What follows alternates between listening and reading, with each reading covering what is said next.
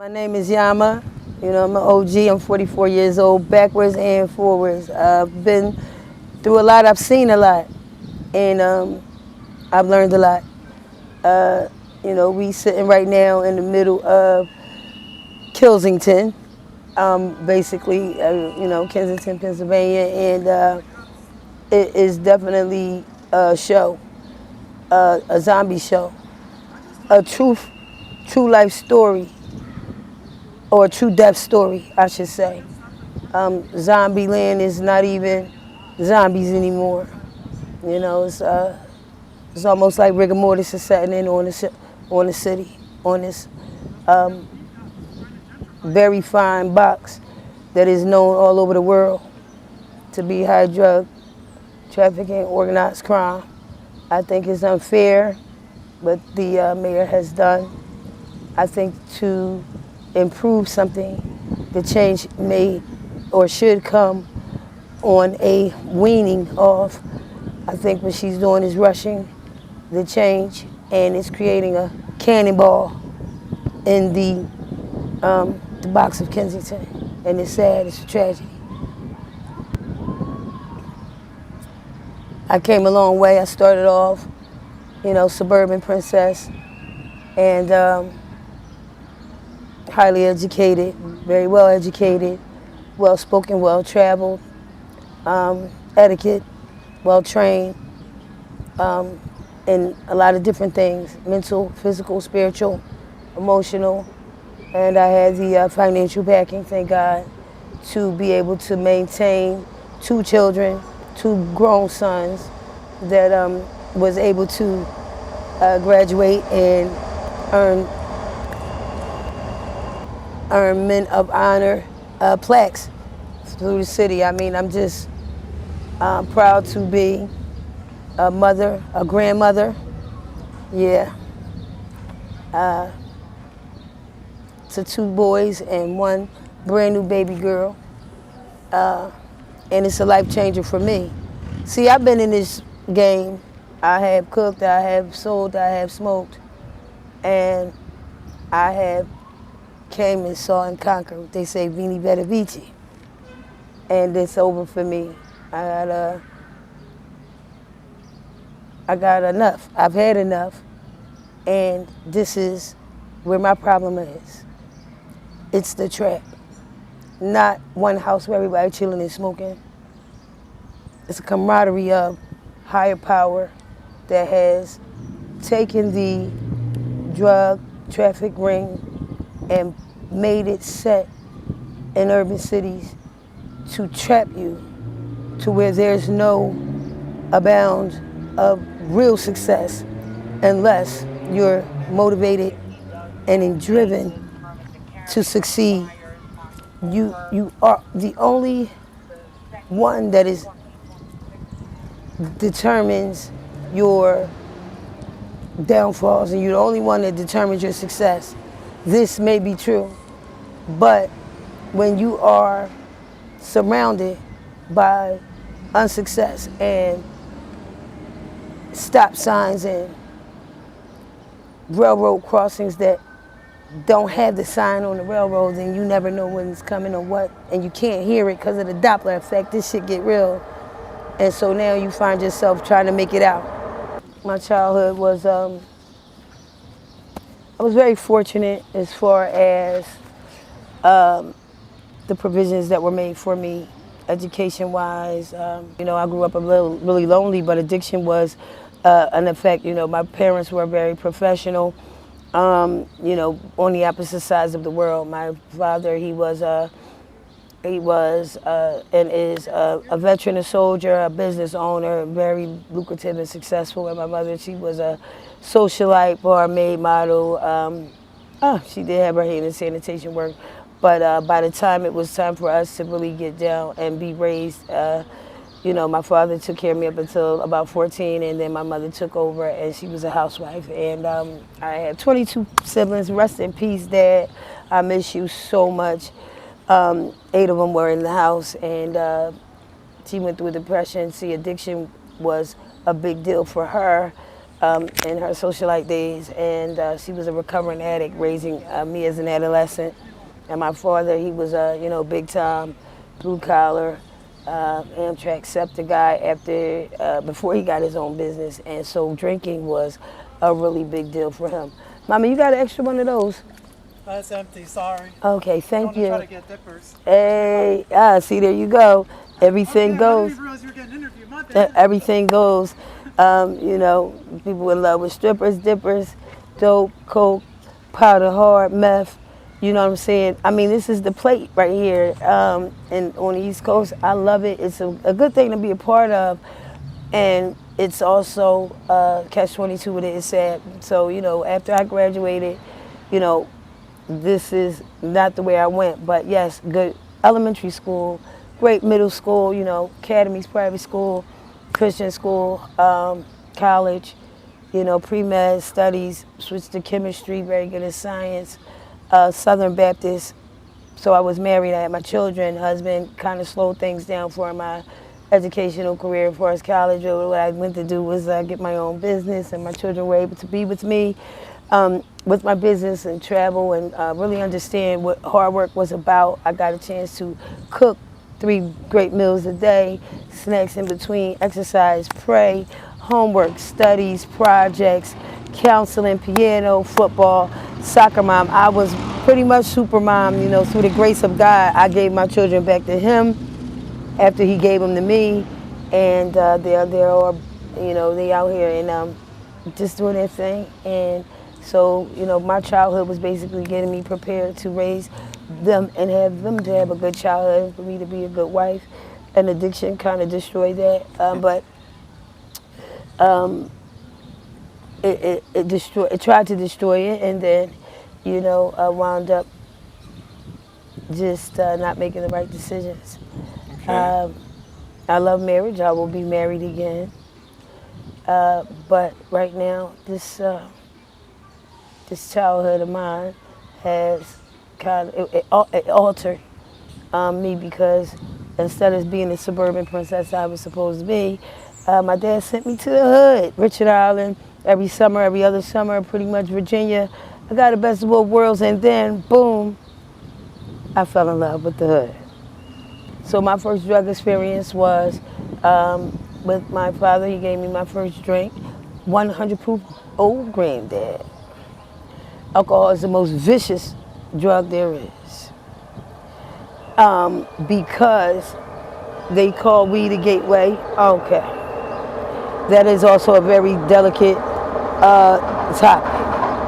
But alcohol was legalized since I was born and times before. And so what that did was allow me to get high and fucked all the way up at 21 and get into a car and hit the gas.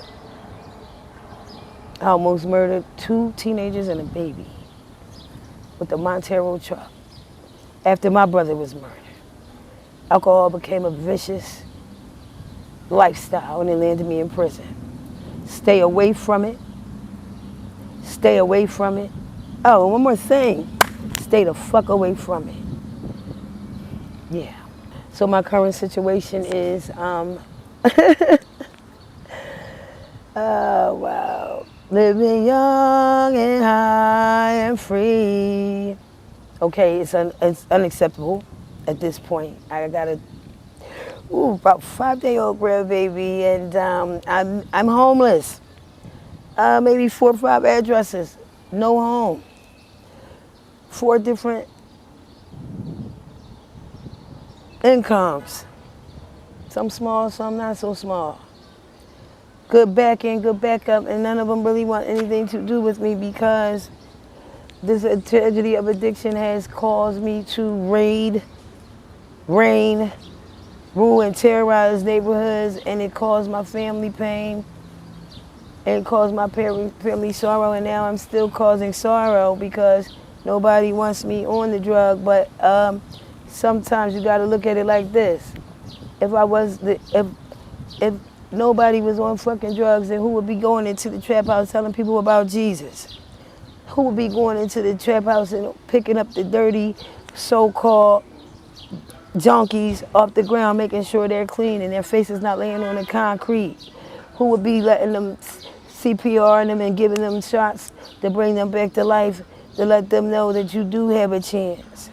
You are not a piece of fucking slab rotten meat on a concrete pillow top mattress. You understand? There will be nobody to wipe the tears away from these people and give them another day to live, because 2 minutes before that they was going to slit their wrists and I came in smiling. You know, it's not, everything is on a totem pole, everything is a caliber. There's levels to this shit. So call me a crackhead, call me a smoker, call me a melty bitch, call me a fiend, call me what you want to call me. What you will not call me is 1, stupid, 2, broke, or heartless. Not at all. I have been hit off on my dirt bike.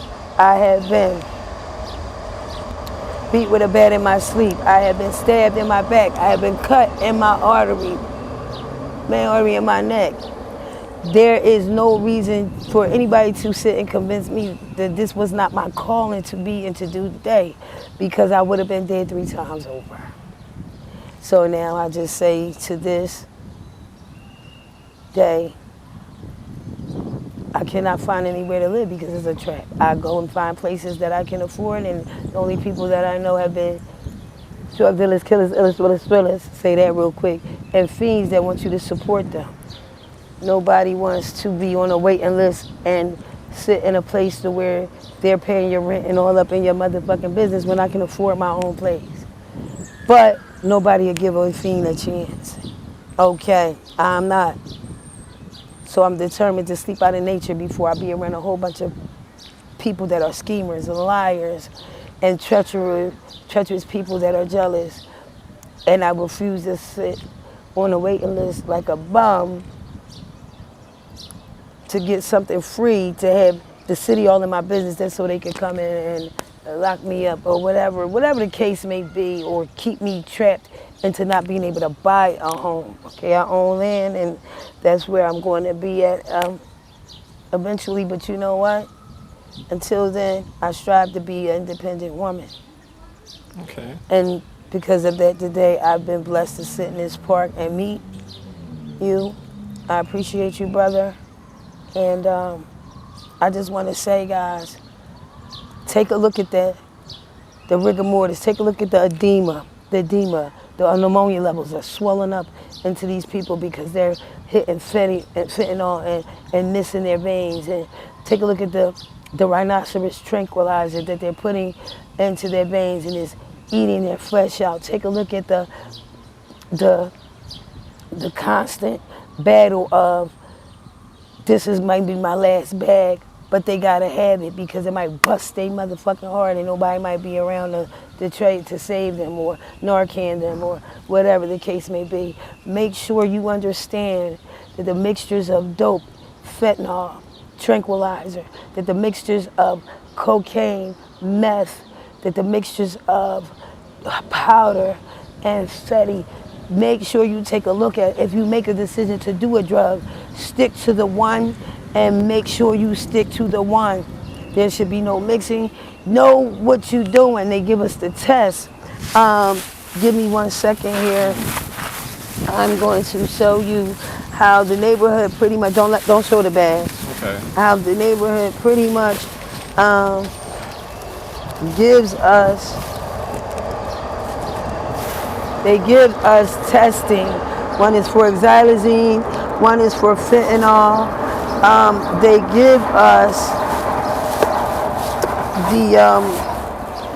not only do they give us the Narcan, they give us the ABC straight to the heart shot to bring us back. It's like the defibrillator. I'm not a dope user, never been, thank God.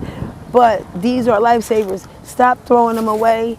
Listen, guys, you guys are really like hurting me. I hate this dope. I hate it. Not that I don't. I love crack. I'm not going to sit up here and say that I don't. You know, but you know, you got to hold your composure like a fucking soldier. And if you don't, then you dead. The only place you're going to go if you on this shit more than 5 or 10 years is death anyway. I can promise you. Fuck jail, you're dead. Fuck institution, you're dead. Death is the only thing that is going to get. So get in, get out, have your fun. Don't stick around. Stick and move. Stay alone. There's no trusting, there's no friends. $1.50 more than you, you may hate them. You'll be surprised what drugs will bring out of you. It's wicked and it's ratchet. I just want to say thank you once again, one love, one life, one family. Let's talk about crack. How long have you been smoking that for? I've been on it for a while, What is it about it that you about keep? 7 years. And who introduced you to that? It doesn't really matter who introduced me to it. The bottom line is who introduced me to it. I made a choice to stay on it, so I introduced myself to it because I fine tweaked the way I wanted to smoke it. Okay. And how does it make you feel? Well, I deal with a lot of anxiety, and a lot of, I deal with bipolar and with the psychotic features. A lot of people who deal with mental illness is basically dually diagnosed. They are addicts. What I will not do is take all of the dope that they prescribe, the Seroquel, the Adderalls, the Abilify, the Buspirone, the Xanax. It's so much that they prescribe. It's unfortunate that they put you on this shit because then the insurance don't pay for it and it's too expensive to keep up, and then boom, you got your crack, you got your dope. And you was telling me earlier you got attacked. You wanted to talk about the attacks that two men attack you, something like that today? I'm attacked and intimidating to men every day. I've been surrounded, like I said, I went through all that. Be with a bad, that. But today, it was the point that I was tired because I thought he was a good business person. Some kind of way he must have been running short. And what wound up happening was I ran through that shit and had a heart attack. I had a crack attack, whatever you want to call it. And I made my statement. Tried to throw my shit all around, pulled out a pole. I pulled my shit out. I did not remove myself until I was satisfied with leaving to get what I wanted. And until he understood the shit that he was throwing around means nothing, because I throw shit around for real. I swing shit. But at the end of the day, you throwing around soaps and shit like that I was given by the people. And at the end of the day, what came up missing was shit for him to wash his ass with, was shit for him to keep bugs off of him. See, I sell the shit because there's no bugs on me and I don't need it. Obviously, you see I'm well maintained. I'm 44, being homeless. At this man there, I say what goes around comes around. I told him you will reap what you surely will sow. I told him until you get that stick in that pole out my motherfucking face, I will not remove myself. And it was all over a couple of dollars to him, but it was all over, I can't stand no more of this lifestyle. Nobody's gonna take anything else from me. Not crack, not the fiends, not the dope boys I won't bend. So until I've had that notion in him, I was just not gonna move. And now look at me, I'm able to tell you guys, look, think quick, don't be stupid. I made it out with not one bruise, and that was okay with me today. What are your short-term goals? My short-term goals is to get a one-room for rent that's affordable for me so that I could get straightened out enough to get rest and to perform the outline that I need for my long-term goal, which is the business that I have developed. It's been lucrative, but I just can't get it rotating the way I want to because I do not have a base. So once I get a base, it's going to just, the skies are going to open up for me because Corona cares. 19 ways to care for the COVID. That's my business. What all have you lost due to your addiction? Wow, that's an interesting question because I have not lost anything. I have gained. All of the houses and the cars and all of this that I had, I don't have anymore, but it wasn't for me to be or have in that situation. I was a full-blown lesbian, and I gave my life to the streets and cars and houses and clothes and money and drugs, dirt bikes and people and this. And it wasn't that I lost them. I'm chosen by God. He got it out the way. I have gained wisdom. I have gained knowledge. I have gained financial backing. I have gained peace. I have gained freedom. I have gained happiness. I have gained health in all aspects. And anything I want, I get. Anything I want, I can get without being or owing anybody anything. And it's just a blessing today. But I paid the fucking cost, fucking with crack. I paid the cost. I suffered. Yeah, crack is no I've joke. lost a lot of friends. I'm sorry. That's what I've lost. The death and overdose. I lost. If you can go back in time and give your younger self some advice, what would you say to your younger self? Live for yourself. Don't live for your kids, your parents, your friends, the picket fence and 2 dogs in a yard. Live for yourself. Because in the end, nothing even matters. When you look at yourself in the mirror now, what do you see? Nobody cares. When I look at myself in the mirror now, I see a joyful, peaceful person that is exhausted. That feels like nobody sees the potential that I have in this world because of the stigmatism of the fact that I do crack. And it makes me sad, but I love it because when I do find that one, I'm coming to the table and it ain't gonna be without. I got everything that I need. And there's nothing that I can't do through Christ Jesus. So, and I mean that. It's just like my self-esteem was so low. When I see me now, I'm beautiful. Hair on, hair off. Is it real on me? When I put anything on, today, I don't care if it's a fake gold chain. When I put it on, it's real. You know, I have that. I'm a trendsetter, but more so and deeper and more in depth than that. I exude love and respect and realness. And so, it ain't too much more you can be. When I say something, I fucking mean it. Excuse me for the cursing, but I mean it. I hate a liar so bad, man. Not a liar to where it's hurting. You know, I do lie from time to time. But it's, I'm on my way around the corner and I'm probably around 2 corners. But the thievery, you know, I've changed a lot and I'm proud of myself. What is it like from in the morning time to the nighttime in your shoes? It fluctuates. Sometimes in the morning, I'm exhausted. Sometimes in the morning, I just have to be by because I don't sleep. Depending on my night before, but it's one thing that remains the same. I don't have no worries. I know God gonna give me what I need, even in my wretched carnal ways. What are your fears in life? I don't have any. You're not afraid of death?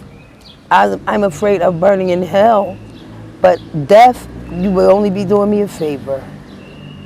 Death, for me, is to be present with the Lord. How would you like to be remembered? God forbid. How I am. I would like to be remembered as how I am. Crazy as shit. That's what they say, with a good heart. Would do anything for you, but don't play with it. A loving mother and bad temper. And that's how I like to be remembered because that's who I am. Okay, this one is to take us home. Take us on Yeah. home. There are a lot of people in this world who judge people who struggle with drug addiction. What's your message for the world? My message for the world is this.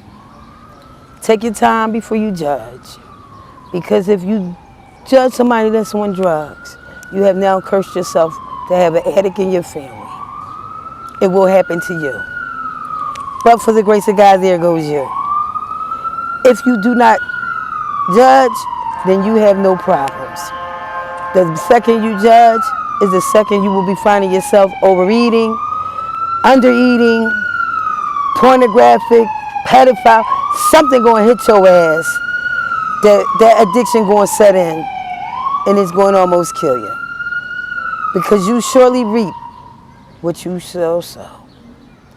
If you sow seeds dipped in pain, you will find it hard to maintain. And judgment is the first way to go and the quickest way to go, straight to suffering. Do not judge. Mind your business. If you're not going to help, mind your fucking business. Are you not entertained? Anything else you would like to add before we close? I would like to say to my sons, because this may take them by surprise if they see them, I don't have to apologize to you, but I will say excuse me for not letting you know. This was an abrupt chance that I got. And you know me, sons. Y'all call me a liar and all that stuff, because I done said some lies in my cocaine days. But the main shit, I have not lied to you about. When I say I was held for ransom, that's what it was. I did not do it for crack. When I say this is what happened, I was attacked the whole time I've been attacked. This is the truth. I will not come on live television, and I will not go all around the world and resound. It's not in my character. The motherfucking lie to nobody. And when it came down to it, I never lied to y'all about the real shit. Maybe lunch money for crack. But when I say all of the attacks that I went through, they were there. And I put myself through them. And I had to let the world know. And I hope that you understand.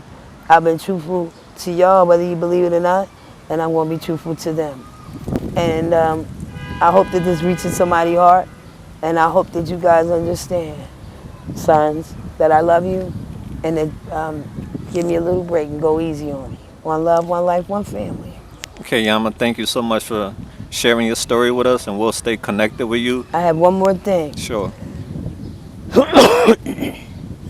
In this time, with this dope and this fentanyl and the drink, and how they're mixing whatever they want to put in this shit, and the crack and the dope. Speak up a little. Every time it might be your last time.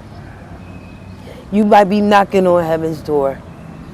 Every time you're knocking on heaven's door. But if you get through it, understand one thing. Don't take it for granted. Tomorrow, I give my life. Tomorrow, I thought about today. Because tomorrow